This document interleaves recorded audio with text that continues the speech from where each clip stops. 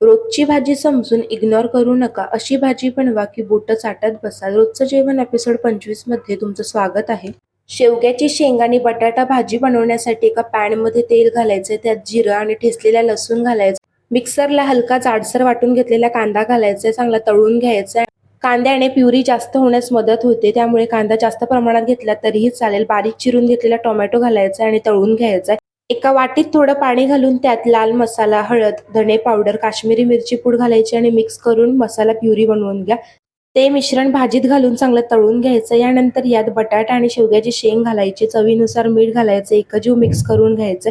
शेवग्याची शेंग पाण्यात उकडून तुम्ही यामध्ये शेवटी देखील घालू शकता. बटाटे सुरुवातीला शिजवले तरीही चालेल. गरम पाण्याचा हबका द्यायचा आणि वर्ण गरम मसाला आणि कसुरी मेथी घालून मिक्स करून घ्यायचे. चांगलं तेल सुटेपर्यंत हे मिश्रण परतायचे आणि झाकण ठेवून बटाटा शिजेपर्यंत हे संपूर्ण मिश्रण चांगलं शिजवून घ्यायचे. वर्ण बारीक चिरलेली कोथिंबीर घालायची. ही चमचमीत शेवग्याची शेंग बटाटा भाजी गरमागरम भाकरी, चपाती, फुलके, भात यांसोबत सर्व्ह करा. रेसिपी आवडल्यास सबस्क्राईब करा, लाईक करा. धन्यवाद.